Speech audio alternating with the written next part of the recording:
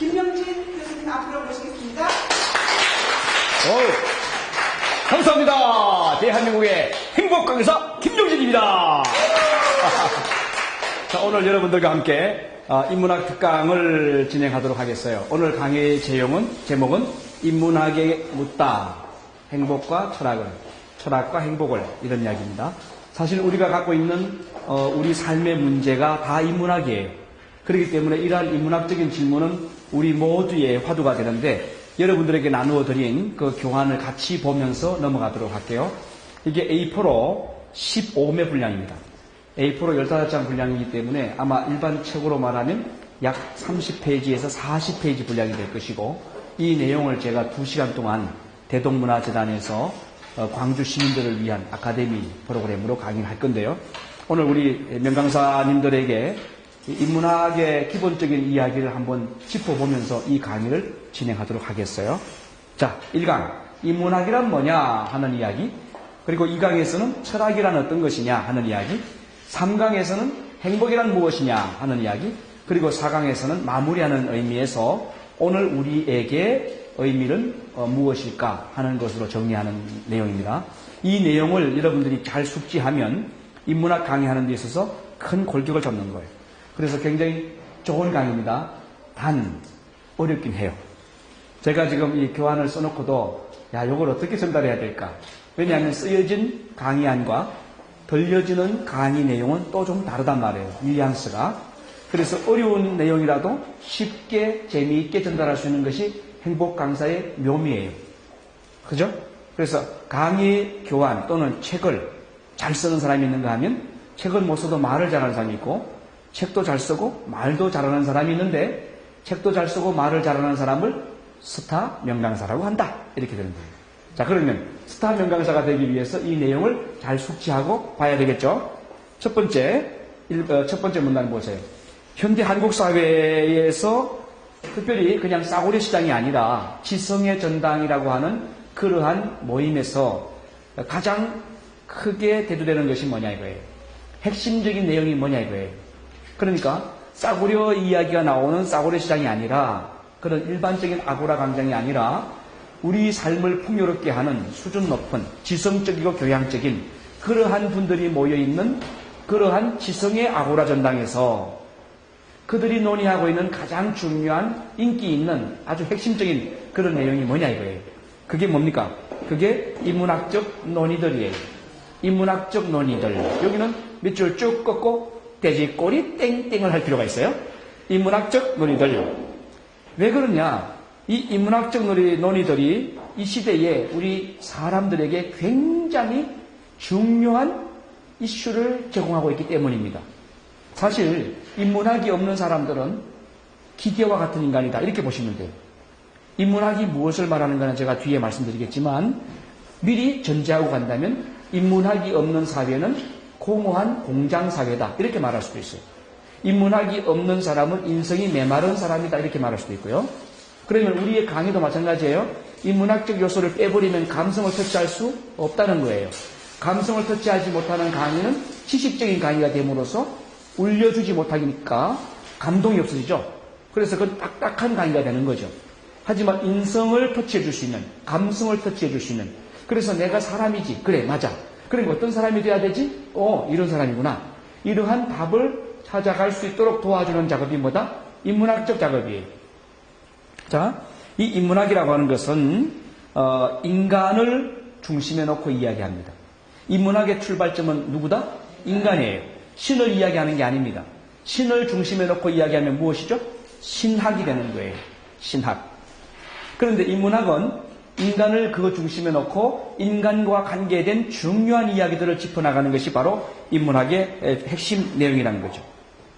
자, 인문학이란 뭐냐? 인간의 사상과 문화, 가치관이 무엇인가를 이야기하는 거예요.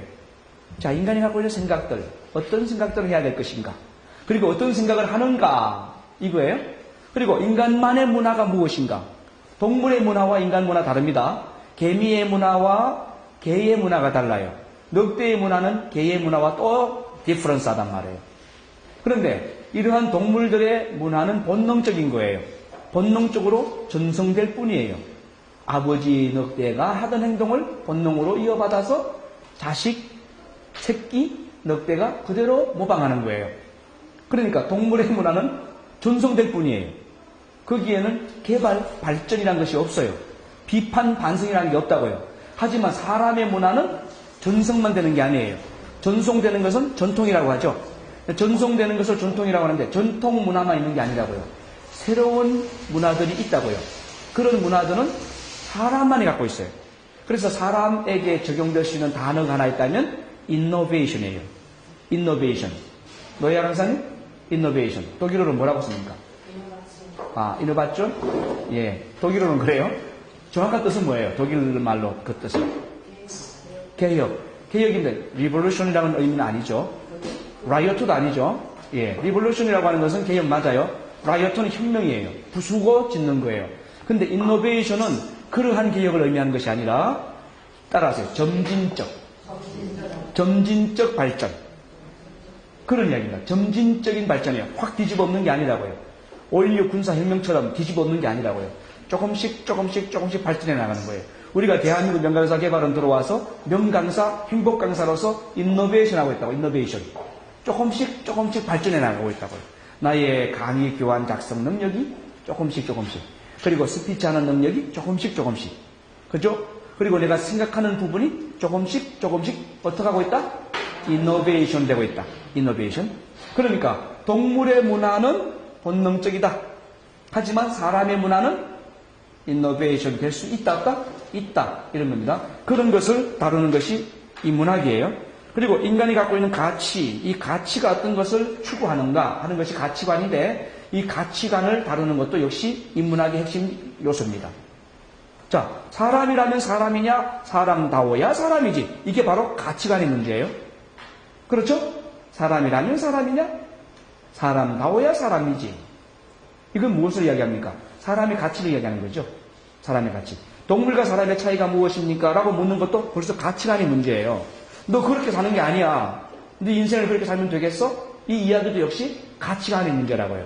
내가 살아가는 삶에 있어서 어떤 가치를 추구하는가. 이런 것은 전부 인문학의 카테고리 안에 들어간다 이겁니다. 그래서 인문학이라고 하는 것은 인간성과 인간적인 것이 무엇인가를 탐구하는 학문이에요. 학문.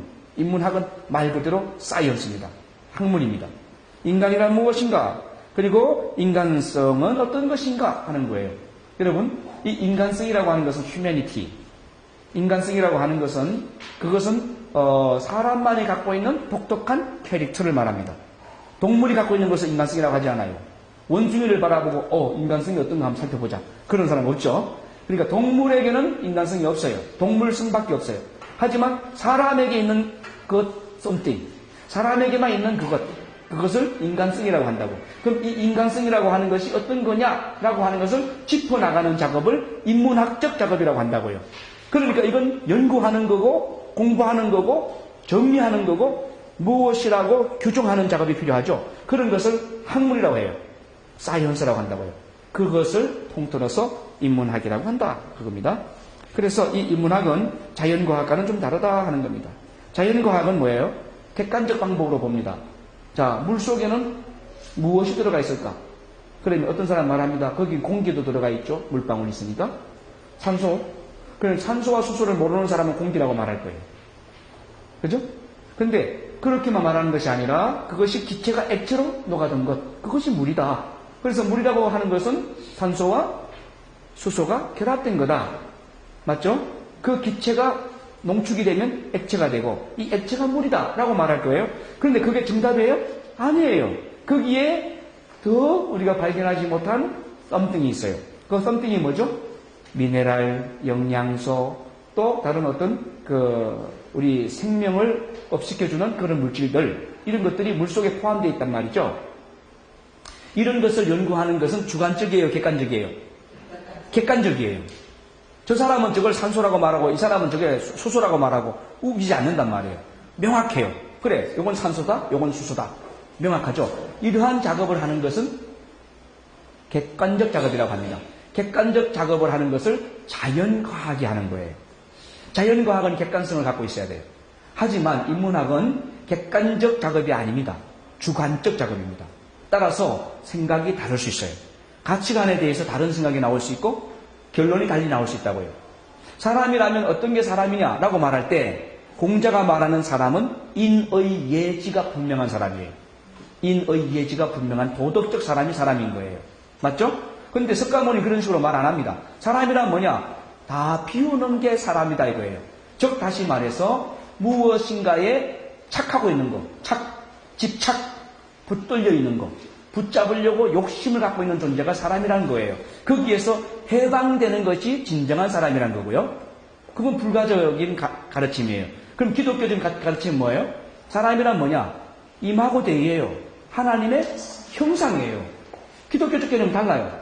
사람은 하나님의 형상이라고요. 하나님의 모습과 하나님의 형상으로 지원받은 피조물이에요. 그러니까 사람이란 것은 굉장히 귀한 존재예요. 다 다르죠? 이건 왜 이렇게 됐을까요? 왜 불교적, 유교적, 기독교적 관점에서 인간을 이해하는, 표현하는, 그런 설명하는 방식들이 다를까요? 인문학적 논이기 때문이에요.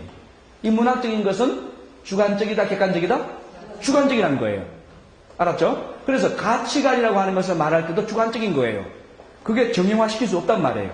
고착화시킬 수 없다고요. 이거는 개인의 자유에 의해서 달리 설명될 수 있기 때문에 하는 이야기입니다. 자, 그러면 이 인문학은 주관적이기 때문에 난해합니다.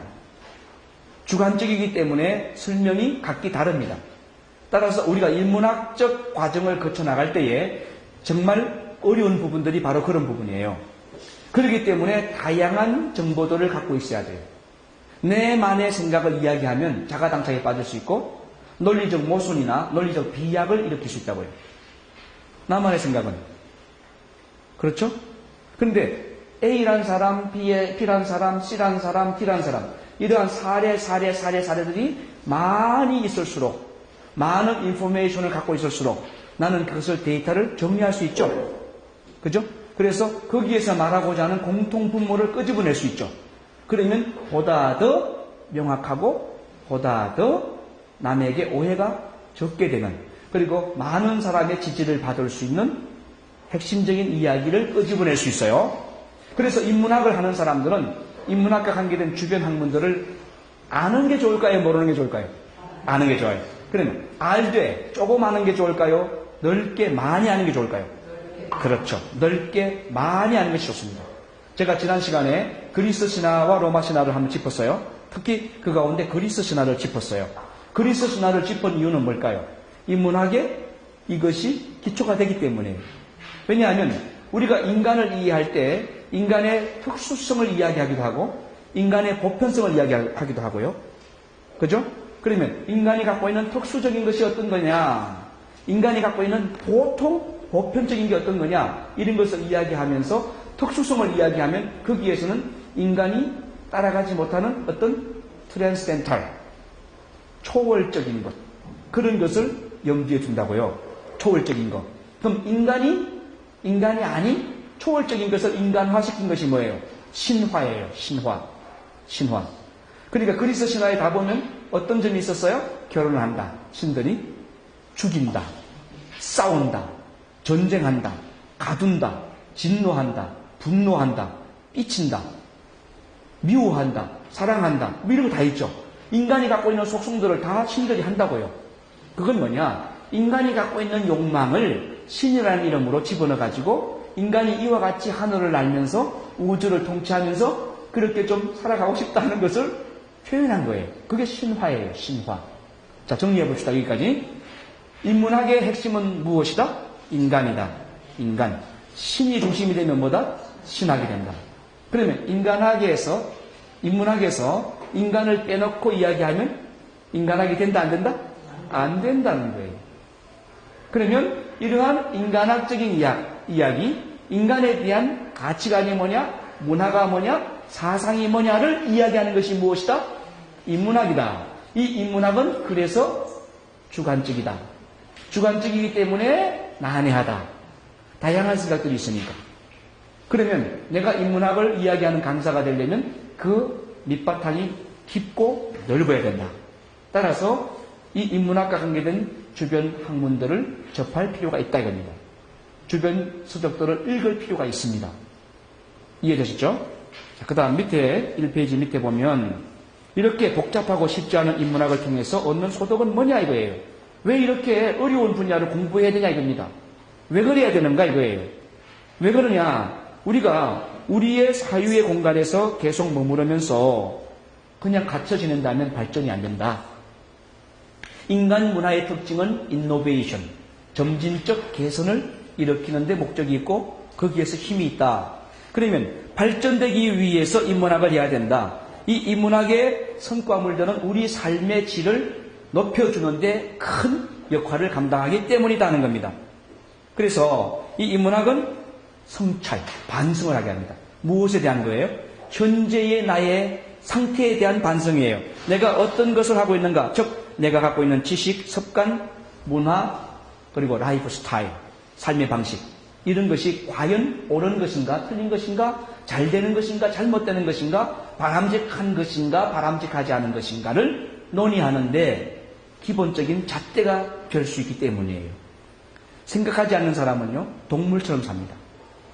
근데 생각하는 사람은 사람답게 살려고 노력합니다. 반드시. 인문학적 작업은 바로 그거예요. 인간다움을 회복하고 인간답게 살려고, 고품격 삶을 살려고 노력하는 것이 바로 인문학의 목적이고 효과다. 이런 이야기입니다. 자, 넘겨서요. 2페이지로 가겠습니다. 2페이지 두 번째 문단 보면, 자, 인문학의 가치는 매우 크다. 이야기했어요. 그렇다면 이러한 인문학적 논의들은 언제부터 등장했는가 하는 이야기입니다. 여러분, 이 인문학적 논의들이 로켓가 발명되고 나서 그 이후에 등장했을까요? 달에 가서 보니까 지구를 생각해야지. 그리고 지구에 살고 있는 저 사람들을 좀 생각해 봐야 되겠어. 그렇게 닐 암스트롱이 달에서 인문학을 생각했던가요? 아니에요. 인문학은 우리의 삶에서 이야기되어 왔던 거예요. 그런데 이 인문학이라고 하는 것이 철학 쪽에서 이야기한다면, 철학을 좁혀서 서양 철학에서 말한다면, 서양 철학에서는 고대 그리스에서 이야기했다라고 보는 거예요. 그럼 고대 그리스에서는 어떤 관점에서 이야기했느냐 이거예요. 자연 속에 살아가던 삶을 그들이 비판하기 시작합니다. 자, 자연 중심적인 삶, Nature Centric Worldview예요. 자연 중심적 세계관이에요, 그들은. 그러면 자연 중심적 세계관을 갖고 살던 그들은 자연이라고 하는 것이 경이로운 대상이에요. 무서운 대상이에요. 왜요? 가만히 보세요. 어느 날 비가 많이 와요. 많이 오니까 자기들이 이렇게 초가집 지놓고 사는데 확 떠내려가 버렸어요. 자기들이 땅을 읽어놓은 거 다 떠내려가 버렸어요. 그런데 어느 날 너무 뜨거워요. 그래서 자기들이 물을 뜨는 게 다 마르고 땅이 다 마르고 나무가 다 말라 죽어요. 이야, 이 자연이라고 하는 게 대단히 무섭구나. 그런데 어느 날 막 천둥이 치고 벼락이 떨어져요. 그러니까 벼락에 맞아 죽는 사람도 봤어요. 그러니까 이 벼락은 진짜 무서운 신이에요. 이걸 자연 중심적 세계관에 있는 사람들은 자연이 전부 무서운 거예요. 그래서 여기에서 토테미즘, 샤머니즘 그런 무속적인 그런 사고가 생겨나는 거예요. 바위에 가서 빌어요. 비나이다, 비나이다. 하늘에 태양에 빌어요. 왜? 너무 뜨거우면 내가 타 죽잖아. 살려달라고. 비나이다, 비나이다. 태양신께 빌어요. 로마의 신은 태양신이잖아요. 예, 왜 그럴까요? 로마라는 나라는 더워요. 사막지대가 많아요. 그러니까 무서운 게 뭐예요? 태양이에요, 태양. 저 태양이 진짜 무서운 존재예요. 그 태양이 자기들을 도와주기도 하지만 죽이기도 해요. 그러니까 태양신에게 비는 거예요. 가장 위험하고 무서운 신이 태양인 거예요. 그래서 태양신이 되는 거예요. 물론 말뚝을 섬기기도 하고, 말뚝, 땅을 박는 경계를 표시하는 말뚝, 그 말뚝을 신으로 섬기기도 한다고요. 그런 일들도 있었지만 어쨌든 로마인들의 개념 속에는 태양을 무서워한다. 그러면 로마인들만 그러냐? 이집트인들도 그래요. 이집트 사람들도 역시 태양신을 섬긴다고. 태양신을. 그러면 우리 한국 사람들은 태양신 안 섬깁니까? 우리나라도 섬기죠? 섬겨왔죠? 1월 성신. 천지신명님이 하늘에 있다고 생각했고, 하늘의 별이라고 생각하고, 또 하늘의 태양이죠. 별들 중에 어떤 이 태양이잖아요. 그래서 밤에는 달을 향해서 빌고, 이거 달을 향해서 섬기는 거예요. 왜? 달이 움직이는 게 심상치 않거든. 달이 어떻게 움직이냐에 따라서, 또는 달의 색깔이 붉게 되면 그의 흉년이 들더라고. 실제로 이걸 우리 조상들이 생활과학으로 해설을 못해가지고, 그걸 해설을 못해가지고 그걸 신화로 그냥 신격화해버린 거예요. 자, 그러한 사회가 자연중심적 사회예요. 그런데 고대 그리스의 사상가들이 여기에 대해서 비판을 제시하는 거예요. 아니, 그게 정말인가? 그게 참다운가? 우리가 지금 착각하고 있는 거 아닌가?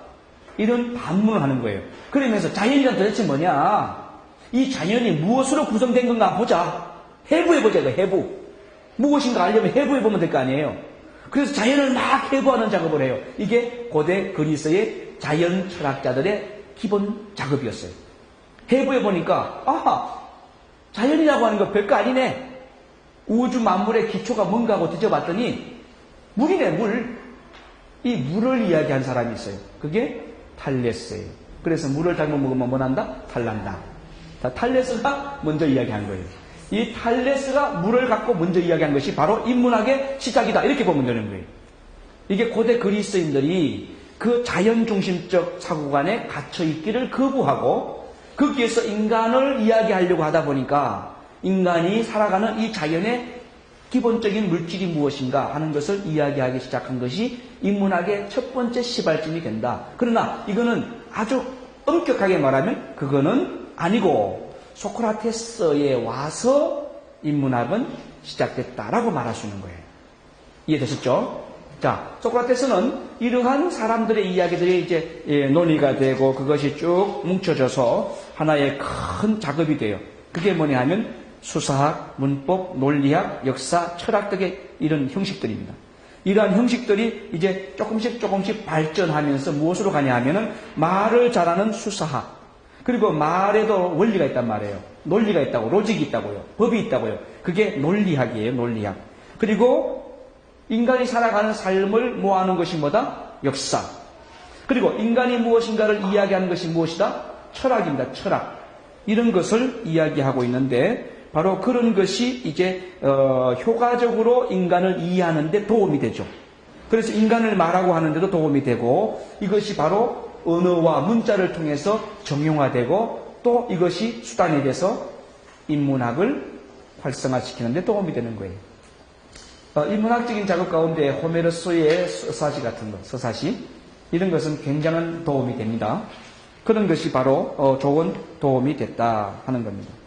자, 이것이 소크라테스에게 와서 소크라테스가 이제 본질적인 질문을 던집니다.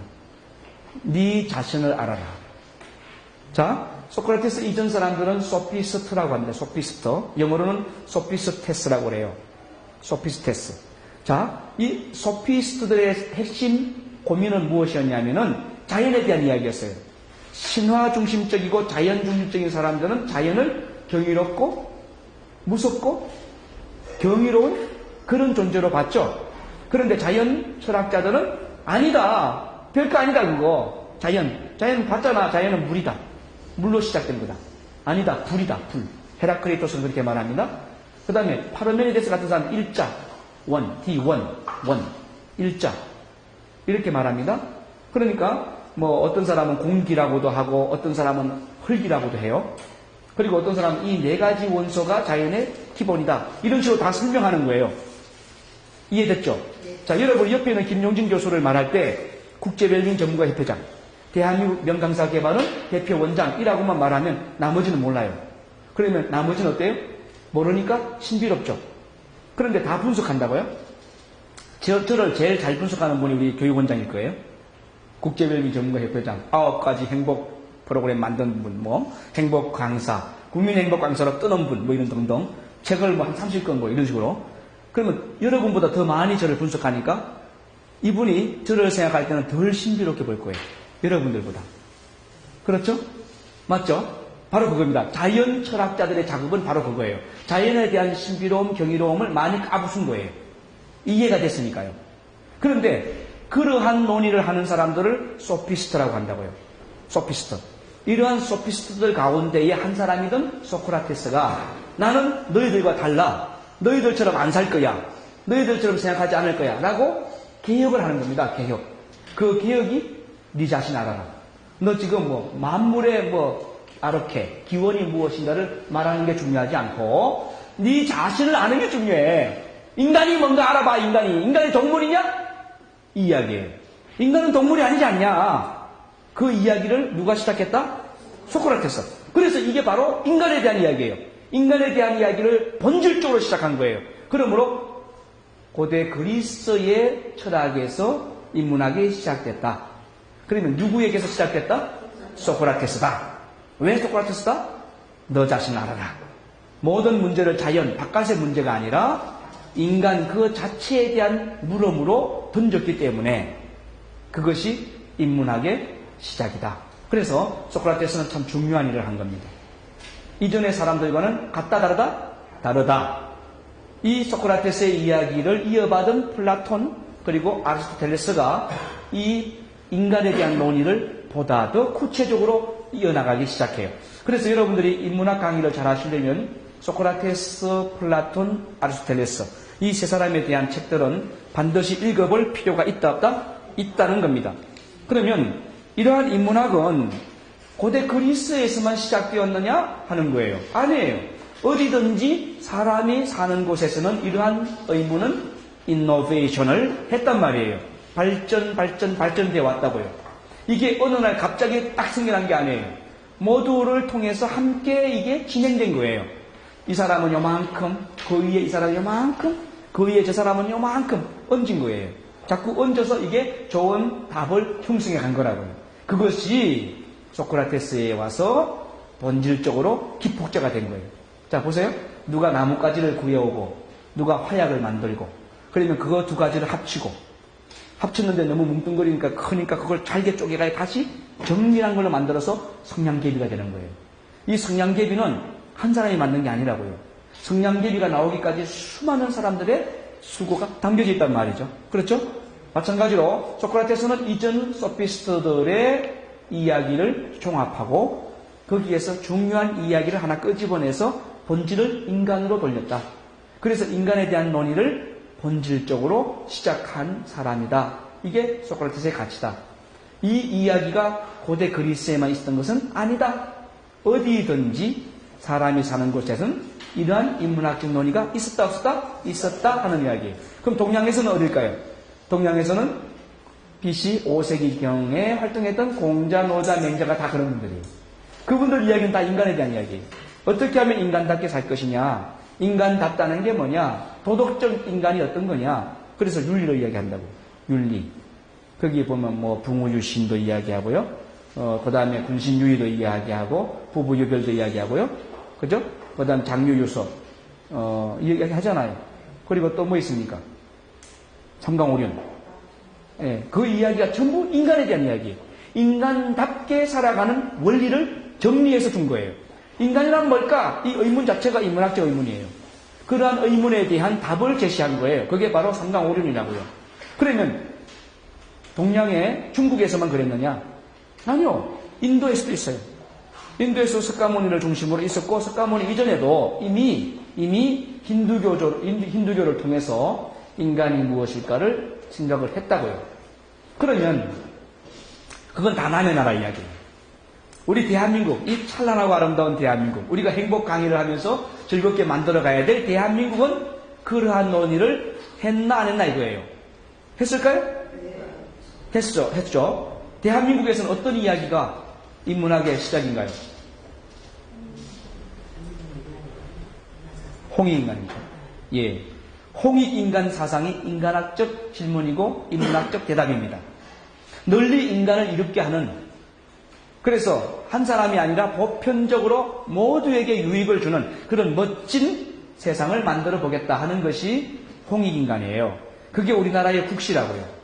우리 대한민국의 약 4천 몇백 년 되는 BC 2333년 플러스 2015년 하면 되니까 약 5천년 정도 되는 이 거대한 역사를 지탱해온 대한민국의 건국 목표와 비전과 가치관이 무엇이냐? 홍익인간이에요. 널리 인간을 이렇게 한다는 거예요. 이게 평화예요. 평화주의. 이게 우리가 갖고 있는 인문학적 가치입니다. 그러니까 이러한 것을 존중하는 사람들이 오늘 여기에 모였고 그런 일을 하는 사람들이 바로 행복 강사다 하는 것이죠. 그렇다면 현재 어떤 상황이냐? 현재 사회는 3페이지로 넘어가서 인문학적 가치를 상실하는 사회가 됐다 이겁니다. 매우 안타까운 거죠. 이 인문학을 상실한다. 제가 대학 다닐 때 30년 전에 1980년대 초반에는 인문학이 아니면 이야기를 안 했다고요. 인문학이 전부였다고요. 인문학이 최고였다고요. 그래서 대학을 가려면 문학을 가야 돼요. 문과 계통을 가야 된다 그랬어요. 그 외에 이과 계통을 가면 조금 이제 특별한 사람으로 봤어요. 그런데 지금은 어떠냐? 지금은 이과를 가서는 안 돼요. 지금 문과를 가면 안 돼요. 취업이 안 되니까. 문과 가면 바보라 그래요. 너 문과 가서 뭐 하려고 그러는데? 굶어 죽으려고 그러냐? 그래요. 그래서 이과를 가라. 그렇게 말을 하는 거죠. 이과 중에서도 요즘 의대 같은 데는 또 별로예요. 의대 말고 다른 거. 이렇게 말하는 시대가 됐어요. 의대를 가려면 성형외과를 가라. 이런 식으로. 달리. 이게 무슨 말이냐? 인문학에 대한 가치가 지금 사라지고 있다. 그리고 인문학적 논의 자체를 안 하려고 한다 이겁니다. 하지만 긍정적인 거는 뭐냐? 제가 우리 대동문화재단에서 하는 인문학 강의 8강 중에서 4번째 강사로 들어가서 인문학에 묻다. 철학과 행복을. 이 제목으로 이걸 강의하는 건데 이거는 광주 시민들에게도 굉장히 좋은 센세이션을 일으킬 거라고 저는 생각을 합니다. 이런 강의가 우리나라에서 필요하고요. 그 강사님들 다 훌륭하지만 본질적인 인문학을 이야기하는 강사는 저밖에 없더라고요. 뭐 시인도 물론 인문학을 얘기하시죠. 가수, 그 다음에 정치인, 대학 교수 이런 분들인데 각 강사진이 그 가운데 본질적으로 인문학이 무엇인가를 터치하는 강의는 8개 중에서 하나밖에 없더라고요. 이게 우리 현실이에요. 그냥 가서 박수치고 떠들다가 재미있다가 그냥 끝내주세요. 이게 강사를 요청하는 대부분의 이야기들인데 그래서 인문학을 이야기하는 그런 강의들을 요청하는 강의 초청기간은 많지 않아요. 하지만 인문학 강의를 요청하는 강사들이 있는 곳은 굉장히 퀄리티가 높은 곳이에요. 그분들이 우리 한국 사회의 주류란 말이에요. 주류. 원래 주류는 적습니다. 주류는 소수예요. 비주류는 많아요. 그죠? 맞죠? 그러니까 우리는 비주류들을 끌고 가는 강사가 아니라 주류를 끌고 가는 강사입니다. 주류. 기억하십시오. 행복 강사와 인문학 강사는 주류를 끌고 가는 사람이다. 이해되셨죠? 그러려면 주류를 끌고 가는 사람이라면 내가 갖고 있는 실력이 있어야 돼요. 내가 무엇을 말할 것인가에 대한 정리가 되어 있어야 되고 무엇인가를 정확하게 짚어서 넣어줄 수 있는 실력이 있어야 된다고. 왜? 주류는 실력을 갖추고 있습니다. 그래서 우리 인문학 강의들은요, 강의 현장에 가보면 석사들, 박사들이 많습니다. 이분들을 앉혀놓고 강의해야 되는 거예요. 이분들에게 먹혀 들어가는 강의를 하려면 내가 준비를 해야 되는 거예요. 나의 학력이 중요한 게 아니고 실력이 중요한 거예요. 학력은 박사라도 인문학 강의 공부 안 하면 여러분 모릅니다. 여기 박사님들 몇 분 지금 하나, 둘, 셋, 이미 여기 3분이나 앉아 있는데 여러분들이 박사라고 해도 이 인문학에 대한 공부 안 하면요 전혀 모릅니다. 전혀. 그 분야만 박사지. 그렇죠? 그 어떤 박사냐? 예를 들어서 이학 박사. 그러면 그런 분들 보면은 모기를 연구해서 박사 논문을 씁니다. 모기를 연구해서 박사 논문을 쓰면 모기의 전부를 다 아느냐? 아니요. 그 모기 중에서 일본 내염 모기. 그것만 아는 거예요. 그럼 일본 내염 모기의 전부를 다 아느냐? 그것도 아니에요. 일본 내염 모기의 왼쪽 발가락이 몇 개인가를 분석한 거예요. 그럼 오른쪽 발가락은 몰라. 추측할 뿐이에요.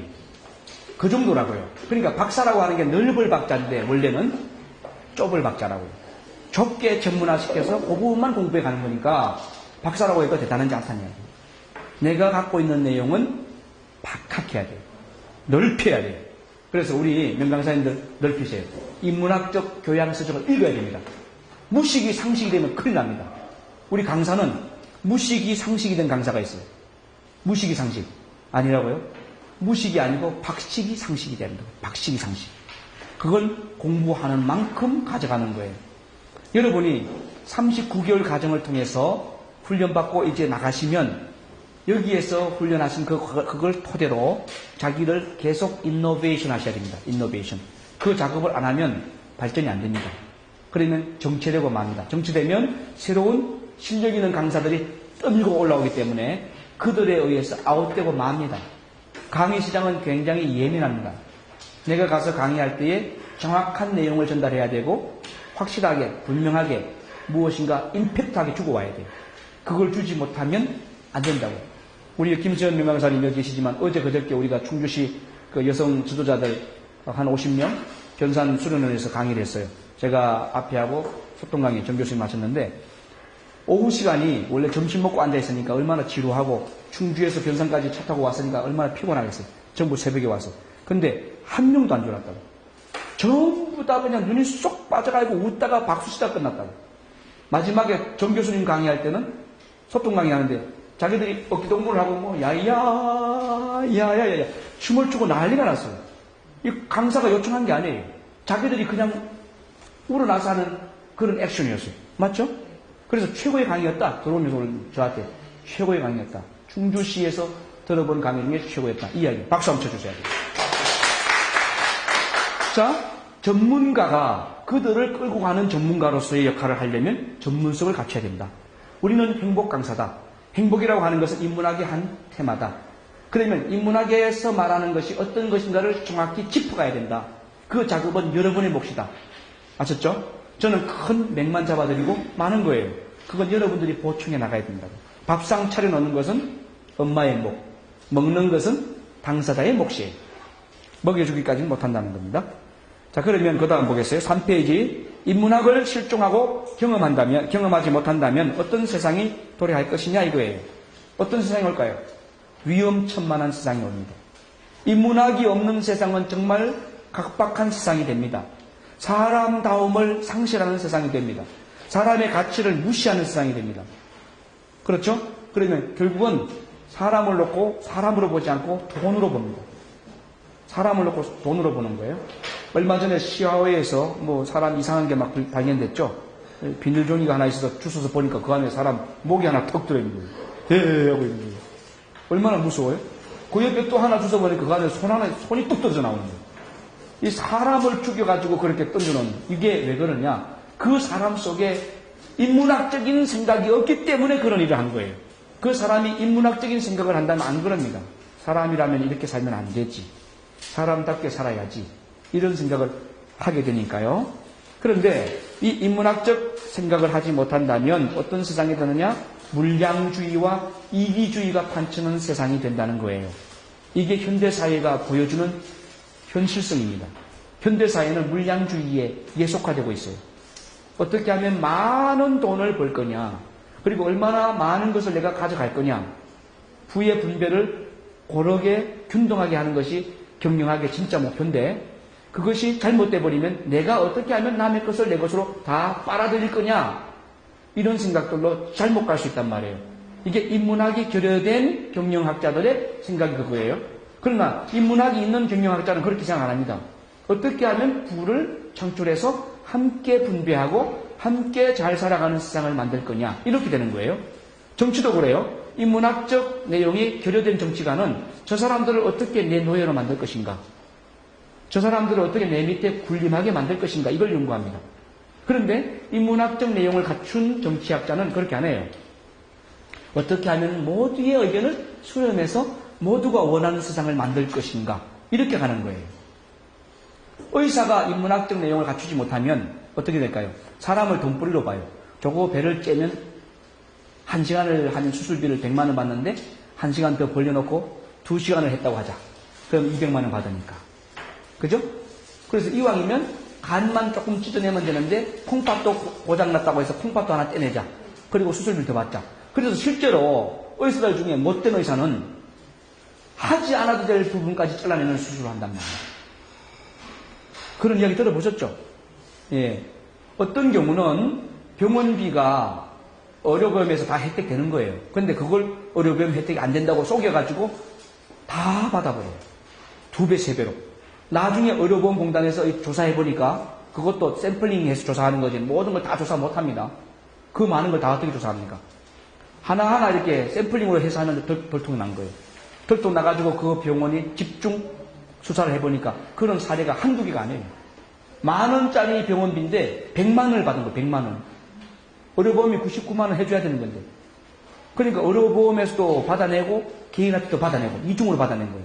이런 악덕 의사들이 왜 나오느냐? 인문학적 생각을 안 하기 때문이에요.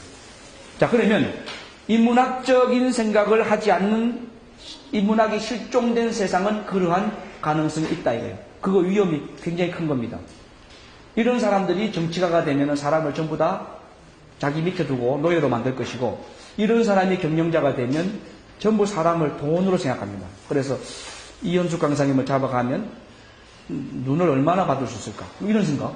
그거는 사람을 인문학적 가치를 생각하지 않고 돈으로 생각하면 그런 가치를 전부 다 그렇게 되는 거예요. 김수현 강사님을 잡아가면 저 손을 얼마나 팔 수 있을까? 이런 거. 이게 전부 다 무서운 세상이죠. 흉측한 세상이죠. 이런 세상이 얼마든지 가능하다 이거예요. 소크라테스의 제자 중에 트라시마코스라는 사람이 있어요. 소크라테스는 인문학의 그 창시자이면서도 활성화시킨 기본 철학자인데, 소크라테스가 그 플라톤이 쓴 국가편에 이 이야기를 합니다. 국가편은 정의에 대한 무력이에요. Justice가 뭐냐 이 문제예요. 그때에 트라시마코스에게 이 질문을 물었어요. 야, 정의란 뭐냐? 네가 말하는 정의는 뭐냐? 트라시마코스는 소피스트입니다. 그 당시에 가르치는 학자예요. 예, 선생님, 정의요? 그 별거 아닙니다. 힘이 정의입니다. Power is justice. 힘이 정의라고 했어요. 여러분, 맞는 것 같아요? 그게 그 당시에 맞는 상황이에요. 힘 있는 놈이 정의로운 거라니까. 힘 있는 사람이 말하는 건 법이에요. 임금이 말하는 건 법이라고. 임금은 군사를 갖고 있잖아. 군대, 무력을 갖고 있잖아요. 그 사람이 말하는 건 법이에요. 그건 옳단 말이에요. 그런데 트라시마코스는 그렇게 이야기한 거예요. 우리나라에 정의를 가장 많이 부르짖은 대통령이 있어요. 누구예요? 온전히 빛나리 전두환 씨. 예. 자, 그런데 그 전두환 대통령이 정의사회 구현했잖아요. 말은. 근데 실제로는 unjustice예요. 그 양반이 말하는 정의는 뭐예요? 자기한테 다 갖다 주는 게 정의예요. 그래서 돈 가져와. 안 가져와? 너 한 망해볼래? 그래서 망했던 게 국제예요, 국제. 부산의 국제그룹이 그래서 망한 거예요. 이게 그 사람이 보는 관점의 정의라고요. 이러한 답을 트라시마코스가 했다고요. 힘이 정의입니다. 그러면 내가 묻자. 강도가 칼을 들고 설치는 게 정의로우냐? 그건 아닌 것 같은데요. 너 방금 힘이 정의라고 했지 않냐? 강도가 힘을 갖고 있지 않냐? 칼을 갖고 있고. 그럼 강도가 정의롭다고 해야 되는데 너는 지금 네 말이 바뀌어졌어? 그건 정의가 아니라고 했잖아? 그래서 또 묻는 거예요. 이런 작업을 소크라테스의 반어법이라고 해요. 반어법. 그리고 다른 말로는 디알렉틱의 문답법이라고 합니다. 이러한 문답법이 갖고 있는 목표는 뭐냐? 무지의 자각이에요. 너가 안다는 것이 잘못된 걸 알았다는 거예요. 네가 알고 있는 것은 에피스테메, 지식. 정말 순수한 지식, 참된 지식이 아니라 독사, 잘못된 지식, 가짜 지식. 그걸 알고 있다는 거예요. 그걸 지적해 주는 거예요. 그래서 소크라테스는 답을 안 해줘요, 답을. 정의란 무엇이냐? 나는 생각한데, 나는 이렇다고 생각한다? 이렇게 안 해줘요. 정의란 무엇이냐? 물어놓고, 무엇이라고 말하게 만들고, 그 사람이 말한 걸 또 다시 역공격해가지고, 자기가 틀렸다고 번복하게 만들어요. 그래서, 결과적으로 나는 모르겠네요. 요걸 깨닫게 하는 게 소크라테스의 방법이에요. 그래서 그 당시에 사람들한테 소크라테스는 나쁜 놈으로 욕을 많이 먹었어요. 너는 대답을 안 하면서 왜 질문만 하냐? 그리고 나를 왜 망신을 주냐? 그 이야기예요. 소크라테스의 방법은 그랬어요. 그래서 소크라테스가 그 시대의 사람들한테 매대기를 당하는 거예요. 그 시대의 지식층한테 욕을 먹는 거예요. 왜? 고약한 놈이잖아요. 저는 대답을 안 하면서 교묘하게 남을 전부 망신시키는 거예요. 소크라테스하고 만나갈 단판을 지면 전부 다 망신을 당해요. 전부 다 망신을 당하니까 저놈 죽여야 되겠다. 저거 없어져야 내가 인정을 받으니까. 그래서 정치적으로 몰려가요. 그 시대의 젊은이들을 혼란시켰다. 사악한 종교를 끄집어들였다. 그리고 왕에게 도전하는 말을 했다. 이런 것들. 말이 그렇잖아. 정의가 뭐냐? 정의가. 그러면 힘이 정의다. 그건 임금이 정의다. 왕이 정의다. 이런 이야기거든요. 그 논리로. 그런데 그게 아니다. 이렇게 말하니까. 그게 아니다 말하니까 그 시대의 체제를 부정하는 사람이 된 거예요. 아주 고약한 놈이죠. 그래서 독약을 먹여서 죽여라. 그런 거예요. 그때 소크라테스는 억울하다 하지 않고 고맙다. 그리고 죽었다. 왜? 자신이 있었으니까. 내가 살아왔던 삶에 대한 자신이 있고 내가 바른 삶, 인간다운 삶을 살았기 때문에 나는 죽어서 신이 있는 저 이데아의 세계에 확실히 간다는 확신이 있었던 거예요. 그 사람이 소크라테스예요. 그래서 마지막 죽기 전에도 인간답게 살고 죽었다는 이야기를 들으려고 굉장히 노력했어요. 뭐냐? 자기가 한 가지 안 갚은 게 있어. 그래서 크리톤이라는 친구가 옆에 있는데, 크리톤 자네나 좀 보게. 그 크리톤이 와서, 자네 이제 죽어야 되는가? 아이고, 이제 자네 못 보는데 슬퍼하지 말게. 나는 더 좋은 세상 가네. 그런데 한 가지 부탁이 있네. 내 이웃에게 닭 한 마리 좀 갚아주게. 내가 지금 죽어가니 그거 못 갚지 않는가? 자네가 좀 갚아주게. 크리톤이 눈물을 흘리면서 걱정하지 말게. 내가 갚아줄게. 빨리 잘 죽게나. 그래서 그때 소크라테스가 죽었다는 전설 같은 이야기가 있어요. 자, 이 인문학은 없어지면 정말 비극적인 사회가 된다. 그래서 인문학이 실종된 사회가 만드는 것은 무섭다. 지금 우리 사회는 산업화의 영향을 받은 과학기술 문명의 사회다. 과학기술이라고 하는 것은 굉장히 위험층 많은 겁니다, 여러분. 왜 그런지 아십니까? 우리가 돌로 날카로운 면을 만들어서 칼을 만들어 쓸 때는 돌이 칼이 됐더라도 약하죠. 그게 살생력이 그렇게 크지 않아요.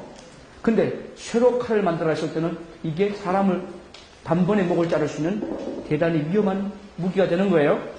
그런데 산업사회가 되면서 대량화가 되다 보니까 거기에서 뭐가 나와요? 기술이 나오고 기계가 나오죠. 이 기계를 통해서 사람을 죽이는 무기, 이게 대량 생산이 된 거예요. 그걸 인간학적인 생각을 하지 않는 사람들이 쥐고 흔드니까 전쟁이 된 거예요. 이 전쟁을 통해서 1차 세계대전, 2차 세계대전이 그냥 지구상에 터뜨려진 겁니다. 그러면 지금 우리는 그 연장선상에 있다고요. 한꺼번에 사람을 다 죽일 수 있는 그런 무기를 갖고 있어요. 원자폭탄이죠. 원자폭탄. 저까지 걸 죽여버려. 버튼 누르면 터져버리는 거예요. 날아가서 터져버린다고. 그러니까 이렇게 위험한 세상을 우리가 살고 있기 때문에 인문학적인 논의가 반드시 필요하다 하는 이야기입니다. 인문학적 논의가 없다면 이 세상은 정말 위험하다 하는 이야기입니다. 제 강의 5분 만에 마치겠어요. 오늘 인문학에 대한 이야기만 하겠습니다.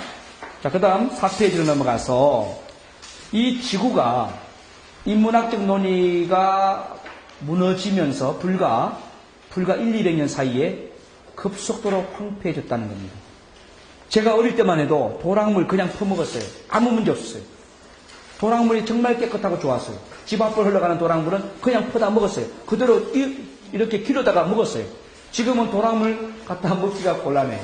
저 깊은 산속의 물만 가능하지 웬만한 곳의 물은 전부 논에서 나오는 비료, 그 다음에 가축 분뇨, 이런 것, 농약, 이런 것이 전부 도랑으로 나오기 때문에 논이 이미 이렇게 있는 그런 곳 옆에 있는 그런 도랑물은 먹어서 안 되는 물들이에요. 그 농약과 어떤 그 불순물들이 굉장히 많이 오염된 오염수라고, 오염수. 이게 지금 불과 몇십 년 차이에 이렇게 급격하게 변해지고 있다. 이게 환경오염인데 이러한 환경오염은 앞으로 더 가수가 될 것이다. 왜? 인간에 대한 생각을 하지 않는 사람들에 의해서. 그렇기 때문에 인간이 무엇인가를 이야기하기 위한 논의들이 정말 필요한데 이러한 논의들이 우리 사회를 끌고 간다 하는 거죠. 이러한 것이 우리 사회에 필요하다. 그러면 두 번째 문단에서 우리가 인문학을 통해서 하는 것은 뭐냐? 인간다움이 무엇인가를 반성하는 작업이에요. 반성. 반성은 지금까지 살아온 것을 놓고 검토해 보는 겁니다. 검토. 그래서 옳은 부분이 어떤 것인가, 잘못된 부분이 어떤 것인가를 평가해내는 거예요. 그리고 더 좋은 방법을 모색하는 것이에요. 그것이 반성입니다. 이 반성을 해야 된다는 거죠. 이것이 우리 시대의 문제입니다. 특히 여러분 잘 아시는 국제 테러, IS 심각하죠. 어제 그저께 발견이 됐는데 이라크에서 매장된 사람들 발견했는데 1,700명 시체를 발견했어요. 이라크 군인들을 잡아가지고 뒤로 손을 묶어서 다 죽여버린 거예요. 근데 1,700명. 그게 참 안타까운 일 아닙니까? 그 죽인 사람들이 같은 이웃 사람들이에요. 같은 이라크 사람들이에요. IS라는 이름으로 죽이는 거예요. 무조건 죽이는 거예요. 이 IS 대원들 중에는 최소 연령이 5살. 5살짜리가 총을 들고 지금 쏘고 있어요. 이게 얼마나 무서운 이야기입니까? 이게 왜 이런 일이 벌어집니까? 인간이 무엇인가에 대한 생각을 거절하는 사람들. 그 사람들이 세뇌화돼 버리면 기계가 돼 버려요. 살인 기계가 돼 버린다고요. 사람을 살리는 존재가 아니라 사람을 죽이는 병기가 된다고요. 병기. 이게 바로 IS라고 하는 그런 문제인데 이런 문제가 우리 한국 사회만 아니라 세계적인 문제로 지금 이슈가 되고 있고, 이미 우리 한국도 IS 대원이 있잖아요. 젊은 소년, 고등학생이 갔죠? 한 사람. 그런데 한 사람만이라고 못합니다. 더 있을 수도 있습니다. 우리가 정부가 파악하지 못하는 그런 사람이 있을 수 있다는 거예요. 그건 파악된 경우고요. 자, 그래서 결론 부분입니다. 우리가 이러한 발전 속에서 인간다움을 회복하고 인간답게 살아가기 위해서는 무엇을 해야 될 것인가 하는 거예요. 이것은 바로 인간다움이 무엇인가를 이야기하는 논의가 필요하다. 그래서 인간다움을 이야기해주는 과정이 인문학적 과정이다. 그리고 인간다움의 가치를 설명하는 사람이 인문학 강사다. 인문학 강사의 핵심 목표는 인간다운 삶이 무엇인가만 이야기하면 도덕교사예요. 도덕 강사예요. 인간답게 사는 것이 이것이다. 인의 예지를 쫓아가는 것이다. 이거는 전부 성인군자가 하는 이야기예요. 그건 도덕교사가 되고 말아요. 지금 시대에 도덕교사가 필요한 것이 아닙니다. 우리나라에 도덕이 윤리가 없어서 애들이 이렇게 사고를 칩니까? 초등학교 6년, 중학교, 고등학교 6년, 12년 동안 도덕교육 받는데요. 학교에서 도덕과 윤리 교육을 12년간 시키는데 우리나라가 이렇게 예의가 없는 나라가 됐습니까? 아닙니다. 인간다움을 포기했기 때문입니다. 다시 말해서 인간성을 상실했기 때문이에요. 그걸 회복하는 과정이 인문학 강의입니다. 그리고 그 인문학 강의에서 도덕을 이야기하는 것만 하면 안 된다. 무엇을 이야기해야 된다? 인간다움을 이야기하면서 인간이 이렇게 살면 행복해진다라고 이야기해 줘야 되는 거예요. 그래서 행복을 쫓아가기 위해서 정말 멋지게 힘을 합치도록 조정해 가야 돼요. 그렇게 하는 사람을 행복 코디네이터라고 하고, 이러한 것을 가르쳐 나가는 강사를 행복 강사라고 하는 거예요. 우리 행복 강사들의 비전이 바로 여기에 있고 가치가 여기에 있는 겁니다. 시대를 끌어갈 수 있는 멘토라는 거죠. 자, 오늘 강의 결론 맺겠습니다. 인문학은 중요한 거다. 이 인문학은 우리의 이야기다. 인간에 대한 이야기다. 그런데 우리는 인간이 무엇인가를 잘 모르고 몸은 인간인데 생각은 기계처럼 또는 맹수처럼 그렇게 살아가는 경우가 많다. 이것을 반성하면서 인간답게 살아가는 것이 무엇인지를 이야기하고, 인간이 해야 될 것을 이야기하고, 그리고 이러한 것을 통해서 궁극적으로 얻는 것이 행복이다 라고 하는 것을 이야기하는 것이 행복 강사의 목표라고 하는 것에 여러분이 동의하셨어요. 지금까지 여러분이 함께하는 행복도시락 배달꾼 김용진입니다. 고맙습니다.